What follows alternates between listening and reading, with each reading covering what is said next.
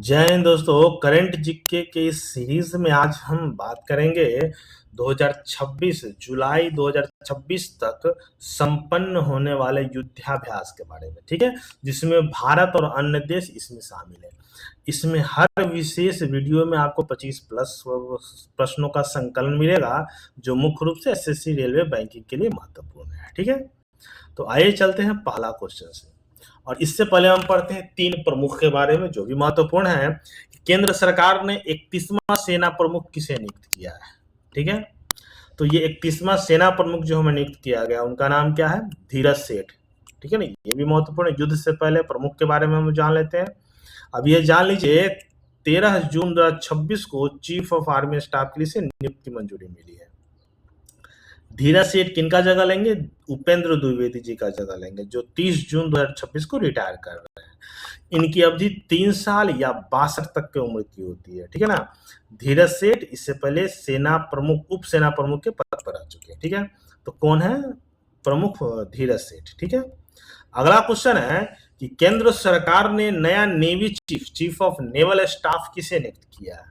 ठीक है ना, तो नया नेवी चीफ जो नियुक्त किए हैं उनका नाम है कृष्णा स्वामीनाथन। क्या नाम है उनका?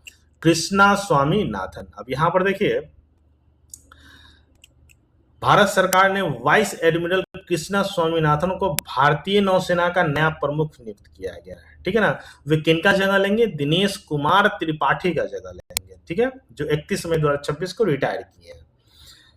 नए नेवी चीफ कृष्णा स्वामीनाथन इससे पहले क्या थे? नौसेना प्रमुख, नौसेना मुख्यालय के vice chief of naval staff रह चुके हैं। ठीक है, तो क्या नाम उनका है? एडमिरल कृष्णा स्वामीनाथन। किनके जगह लेंगे? दिनेश कुमार त्रिपाठी के। अगला क्वेश्चन है तीसरा, केंद्र सरकार ने नया chief of defence staff CDS जिसको बोलते हैं किसे नियुक्त किया है? तो देखिए, डिफेंस स्टाफ जो नियुक्त किए हैं उनका नाम क्या है? एनएस राजा सुब्रमणी। क्या नाम है? एनएस राजा सुब्रमणी। जानिए इसके बारे में। उन्होंने जनरल अनिल चौहान की जगह ली है। ठीक है ना, जो 30 मई 2026 को रिटायर किए। और ये तीसरे डिफेंस स्टाफ है। ठीक है ना, तीनों कहां से हैं? थल सेना से ही है। पहले थे जनरल विपिन रावत, दूसरे जनरल अनिल चौहान, और तीसरे जो वर्तमान में बने हैं एनएस राजा सुब्रमण्यम। ठीक है, चलिए अगला क्वेश्चन आपका है युद्धाभ्यास में हम लोग पूछते हैं कि बहुराष्ट्रीय सैन्याभ्यास खान क्वेस्ट 2026 में भारतीय सेना ने हिस्सा लिया। यह किस देश में आयोजित किया गया था? तो ये खान क्वेस्ट 2026 का आयोजन हुआ था, वो कहाँ हुआ था? मंगोलिया में। कहाँ आयोजित हुआ था? मंगोलिया में आयोजित हुआ था। ठीक है, मंगोलिया में। यहाँ देखिए, खान क्वेस्ट 23 जून से 3 जुलाई मंगोलिया के राजधानी उलान बटोर के 5 हिल्स ट्रेनिंग एरिया में आयोजित हुआ था। ठीक है, शुरुआत 2023 में अमेरिका और मंगोलिया के बीच हुआ। 2006 में इसे बहुराष्ट्रीय शांति स्थापना युद्धाभ्यास का रूप दे दिया गया। ठीक है, अगर मंगोलिया की बात करें तो राजधानी उलान बटोर, मुद्रा तोंग रोग है। ठीक है, और भाषा मंगोलियाई है। ठीक है, चलिए अगला क्वेश्चन हम लोग चलते हैं। क्वेश्चन नंबर 5, भारतीय सेना बहुपक्षीय सैन्य अभ्यास प्रगति की मेजबानी करेगी। इसमें कितने देशों की सैन्य प्रतिनिधि मंडल भाग लेंगे? तो इसमें भारत सहित कुल कितने देश होंगे? 12 देश होंगे। कितने होंगे? 12 देश। ठीक है, अब यहां पर देखिए, भारत 12 देश होंगे। प्रगति का फुल फॉर्म क्या है? Partnership of regional armies for growth and transformation in Indian Ocean region. मतलब हिंद महासागर के क्षेत्र में विकास और परिवर्तन के लिए क्षेत्रीय सेनाओं की साझेदारी। ये कब हुई थी? 18 से 31 मई 2026 को। ठीक है ना, प्रशांत महासागर, हिंद महासागर में। ठीक है, अगला क्वेश्चन आपको छठा, INSLN डाइव एक्स 2026 का अभ्यास भारत और किस देश के बीच आयोजित हुआ? तो देखिए, ये जो आयोजित हुआ है किसके बीच? भारत और श्रीलंका के बीच। किसके बीच? भारत और श्रीलंका के बीच आयोजित हुआ है। ठीक है, अब यहां पर देखिए, भारत और श्रीलंका संयुक्त रूप से गोताखोरी अभ्यास INSLN मतलब इंडिया श्रीलंका डाइव एक्स 2026 21 से 27 अप्रैल 2026 के कोलंबो श्रीलंका में आयोजित किया गया, और ये इसका चौथा संस्करण था। ठीक है, अगला क्वेश्चन आपका है क्वेश्चन नंबर 7, कहा कि हाल ही में भारतीय नौसेना ने किस देश के साथ द्विपक्षीय नौसेना अभ्यास सहयोग 2026 का सफल समापन चेन्नई तट पर किया। ठीक है ना, किसके साथ किया था? ये है भारत और दक्षिण कोरिया। किसके साथ? भारत और दक्षिण कोरिया के साथ। ठीक है, अब यहां देखिए दक्षिण कोरिया सहयोग 2026 अभ्यास, यह भारत और दक्षिण कोरिया के तटरक्षक बलों के बीच हुआ था। ठीक है ना, खासकर क्या होता है, समुद्र में पायरेसी, समुद्री डकैत को रोकने के लिए। ठीक है, अगला क्वेश्चन है क्वेश्चन नंबर 8। कहा कि हाल ही में चर्चा में रहा वरुण 26 क्या है जिसका दूसरा चरण आज हिंद महासागर में संपन्न हुआ। ठीक है ना, तो ये क्या है, ये भारत और फ्रांस का कौन सा है? नौसेना अभ्यास है। क्या है? भारत और फ्रांस का नौसेना अभ्यास, नेवल एक्सरसाइज है।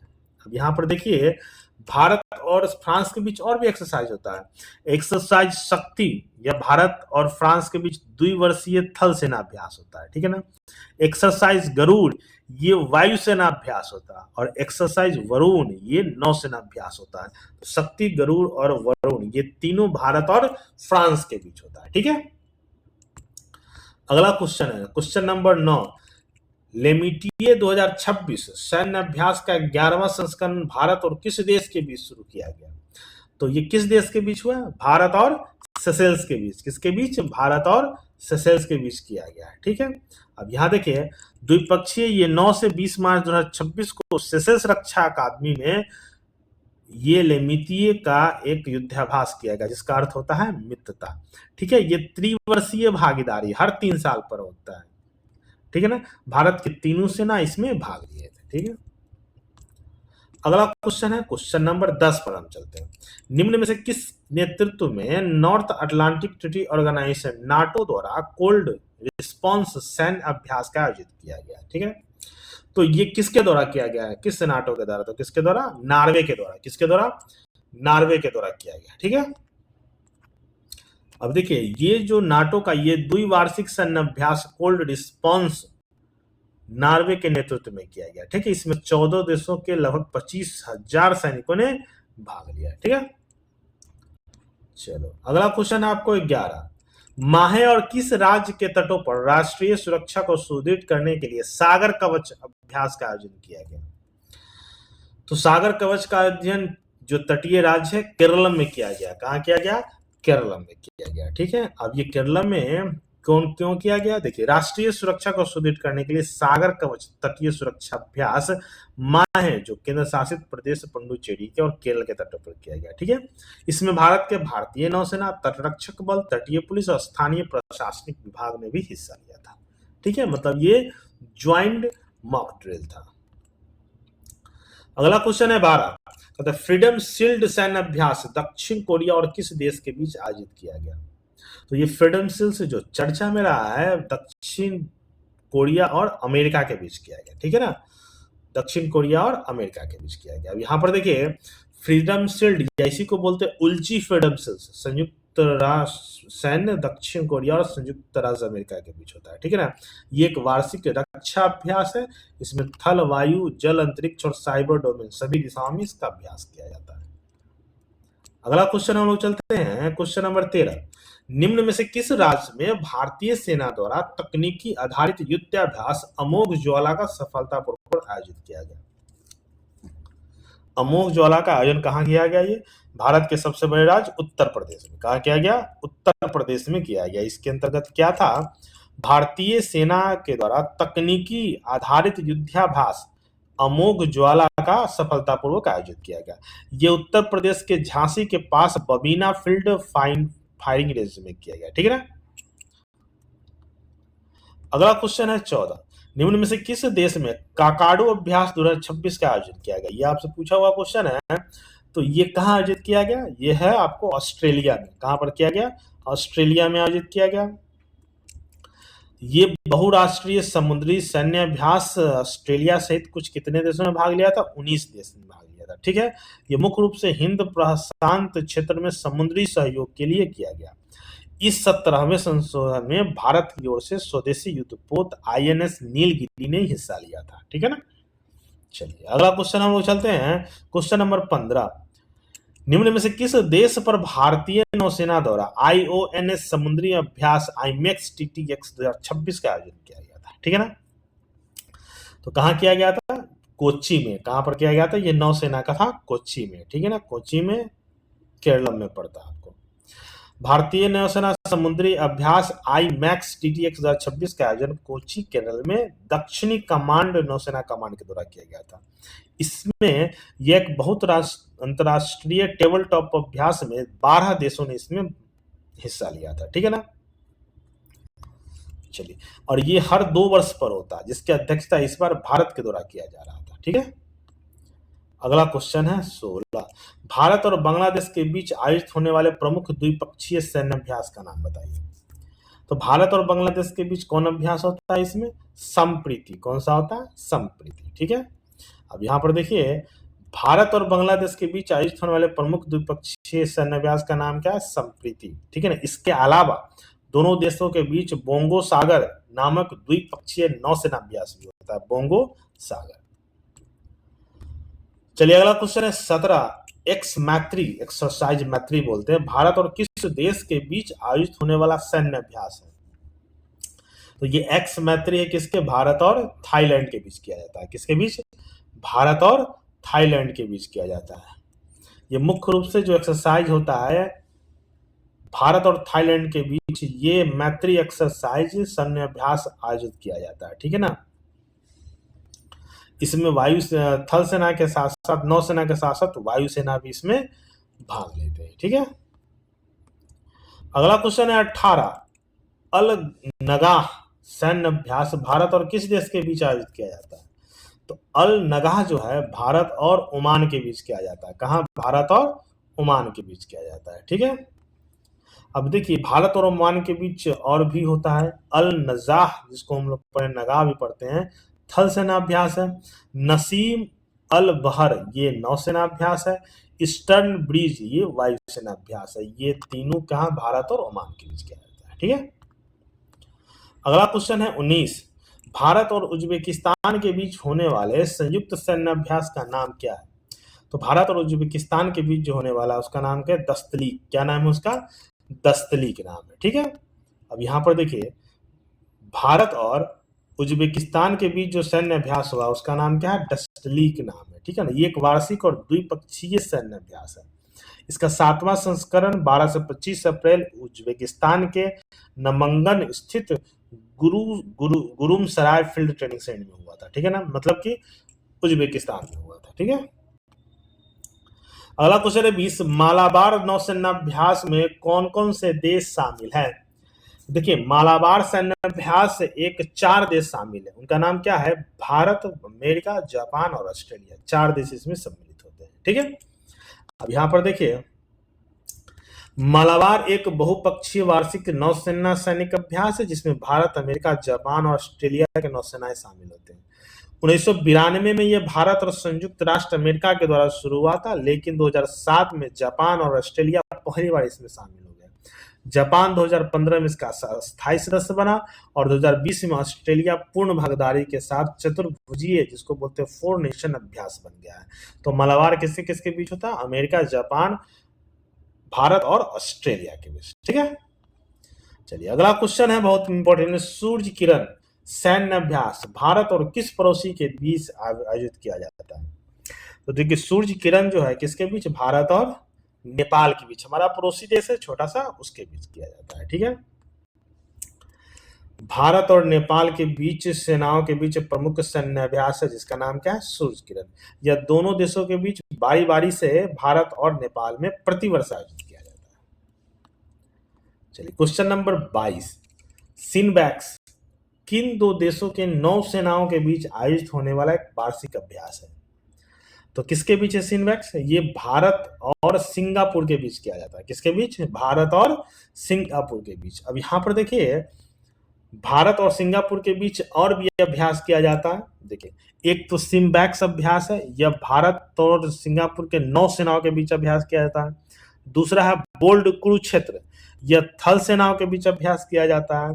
और तीसरा है अग्नि योद्धा, ये भारतीय सेना और सिंगापुर के सशस्त्र आर्टिलरी के बीच एक द्विपक्षीय तोपखाना अभ्यास है। तो 3 अभ्यास देखे भारत और सिंगापुर के बीच, एक सिम्बैक्स, एक बोल्ड क्रूज क्षेत्र और एक अग्नि योद्धा। 3 अभ्यास भारत और सिंगापुर के बीच किया जाता है।